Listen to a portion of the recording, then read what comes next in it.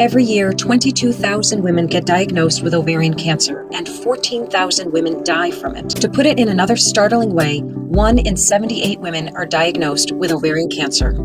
My own grandmother was one of those women.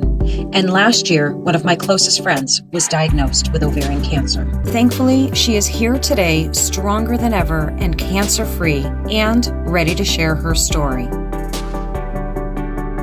All right, so we're sitting here with Lynn from Infinity Med Spa as promised, and we are talking about her cancer journey and all of the things that she's going to be sharing with us about prevention, about recognition, and about the inspiring, hopeful side of all of this, because it is a scary, scary subject. So, Lynn, thank you so much for doing this. This is such a big deal. It is a big deal, and thank you so much for doing this. Help me spread the word during this time. So if you could take us back to that time, like before your diagnosis, what was going on, if anything, that gave you an indication that something was up? So it was during the summer months, and I had a lot going on. So I just stopped my job, opening a new business, got all kinds of things going on in my mind. But what stands out in my mind the most is I remember thinking, oh, my stomach, a little gassy, a little distension. I was going to the bathroom a little bit more. I thought, well, maybe I'm getting UTI. And I was a little tired. But on the other hand, it was summer. We get together more often. Maybe we have maybe 2 cocktails instead of 1. So that would be reason to, use the bathroom a little bit more. And I remember thinking, it's nothing, I'm busy, so take a little gas X, you take a little over the counter to help with your UTI symptoms, and just kind of left it. One notable symptom that I had some distension. So I never had where my stomach, I actually saw like the bloating, and I looked down and I laughed and I thought, oh my gosh, what did we eat? So I'm going, okay, so I gotta watch that. Happened again, laughed about it, and said, and I'll talk to my doctor about it when I go see. So that was thinking back, but nothing that would make me call the doctor. And I think that's, really probably the most important message to drive home here with this, that it's these little things that we all experience, that we all feel at different times, and not to be ringing the doom bell or anything, and to make people fearful. But just to be aware, right, of your own body and what's normal for you and what's a little abnormal. Yes. Because all of those symptoms are things that, honestly, I can tell you, I would justify as something else and pass off. Definitely. We all do. And as women, especially, we have kids, we have jobs, we have grandchildren. Sure. We have so much on our plate. So these little minor irritants, really, we're not going to stop and take the time. So, when I think about it and the research that I've done, and I talk to my patients when they come in, and I talk to them and say, do you have a couple minutes? I'd like to talk to you about ovarian cancer awareness. So being aware of our bodies is really the important, not just for ovarian cancer, but just aware, because our body will tell us if something's not right. So with ovarian cancer, those few symptoms, and there are others, so I tell people in this day and age with the computers and the internet, be mindful of what the symptoms are. It's so easy. But don't be afraid. Mm-hmm. If you have those symptoms for greater than 2 weeks, make a call. Mm-hmm. Call your doctor and say, this is what's going on. I think we need to talk.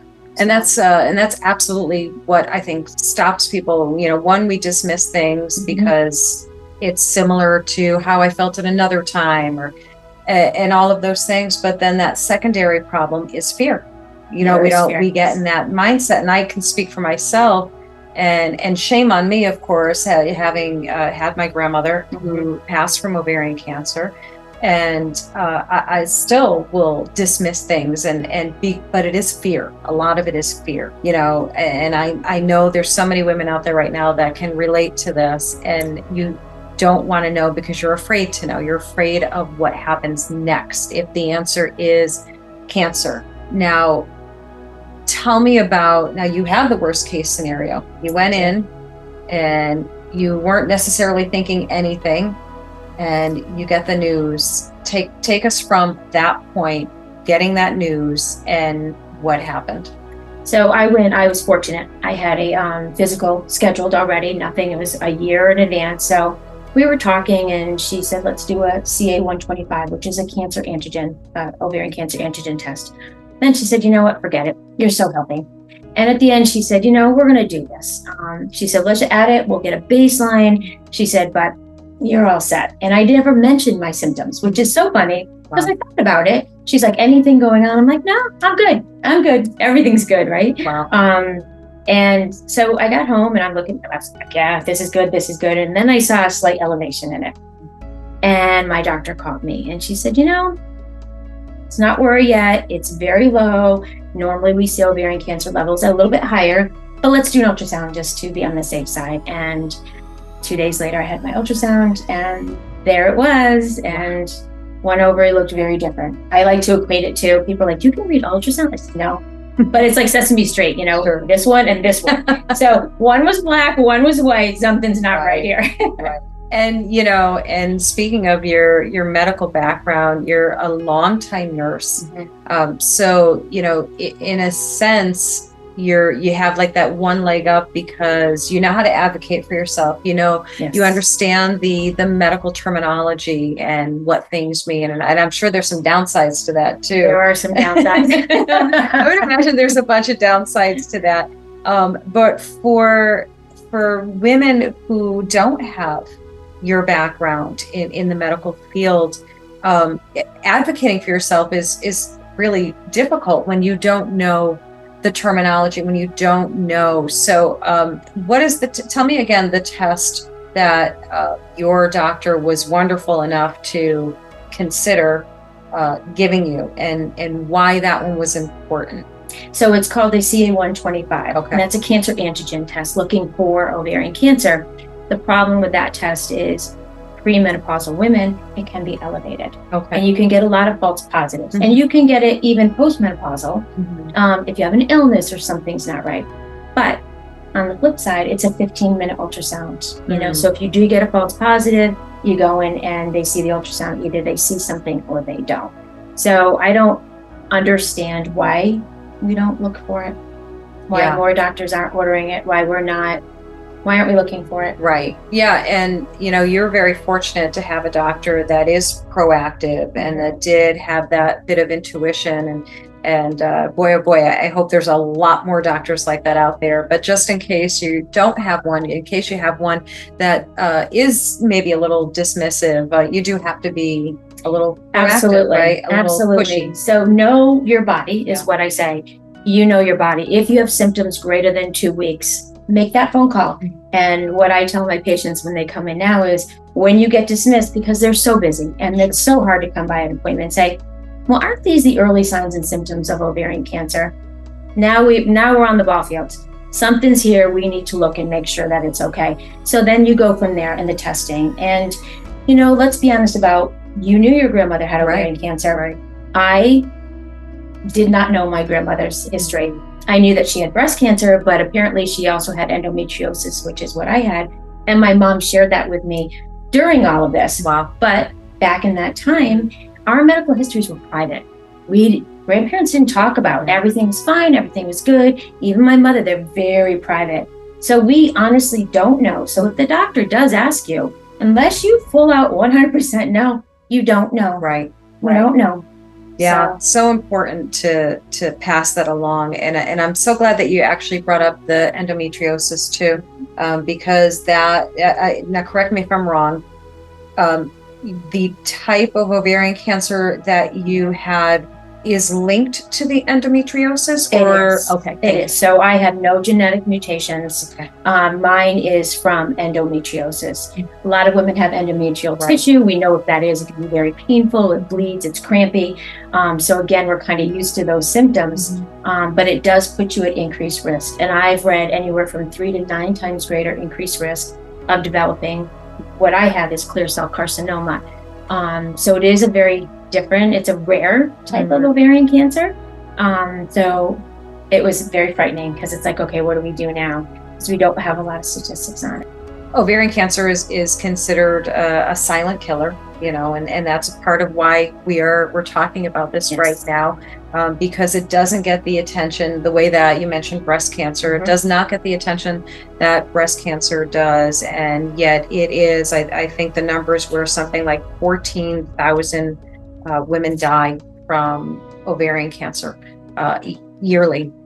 So that's a big number. That's a scary number. And I think, did you tell me that it was like 1 in 75? So 1 in 78 women Mhm. will be diagnosed with ovarian cancer. Greater than 85% of these women, though, will be diagnosed in stage 3 and 4. So that is a much different, and that's why they call it the silent killer, because it's always found so late. Again, going back to advocating, listening to our bodies. It is scary. I've been there. I've been through it. I know it's scary. But what would be more scary is if it wasn't found early. So my prognosis is excellent right now. Caught early, stage 1C1. I have everything to live for at this point, and I feel healthy and I'm good and at the moment cancer-free. So it is really time to start spreading that awareness and talk to your mother, your sister, anybody with ovaries. We have to spread the word and pay attention. Absolutely. Absolutely. Now, I know there's going to be people who are watching, women who are watching and saying, okay, let's go worst case scenario. Let's go worst case scenario. I have ovarian cancer. How am I going to feel? What's going to happen to me? All of those things. And then the second scariest thing after hearing you have cancer is you have to have chemo. So what can you share about your experience with chemo that can help others navigate that part? Yeah, sure. So when I first found out, yes, I was frightened, and I'm a pretty strong cookie. I'm a pretty strong woman. But it was frightening, and it was very internal. It's a very personal journey. And part of, telling my children, my grandchildren, my mother, my sister, my friends, my family, incredibly hard. And somebody said to me, part of the hardest part of this was telling everybody I loved that I have what we all think is a death sentence. And you do. You hear ovarian cancer, you think, okay, well, I'm going to die. How do I prepare for this? What do I need to do? And how do I tell people that I love? And she said to me, Lynn, it's not time for you to worry about how they are going to respond. They will all find their way, and they do find their way. And you have to concentrate on yourself and advocate for yourself. Once you get over that, now you've got this force field of people that you love all around you. And I got to the point with me that I had so many people that I was like, oh, I can't answer another phone call. I can't answer another text message. You're overwhelmed. But it just all was. Sure. So it was overwhelming.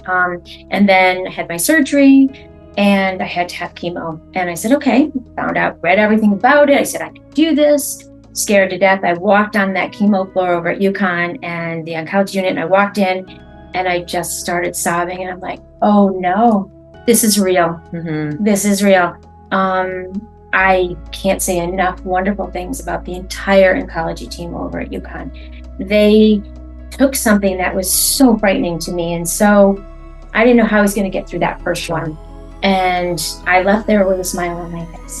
That's which amazing. Is incredible. Yes, absolutely. They are amazing. You touched on something that I think is so, so important. You gave such a really important message. We, as women, we're nurturers, we're caretakers, we put others ahead of ourselves. And, I'm not saying that we're saints. I'm not saying that we're perfect. I mean, pretty darn close to it. Sorry, guys. We're mothers. We're mothers. We're mothers. We And your point to saying that, you can't be responsible for how everyone else is taking your prognosis or your diagnosis.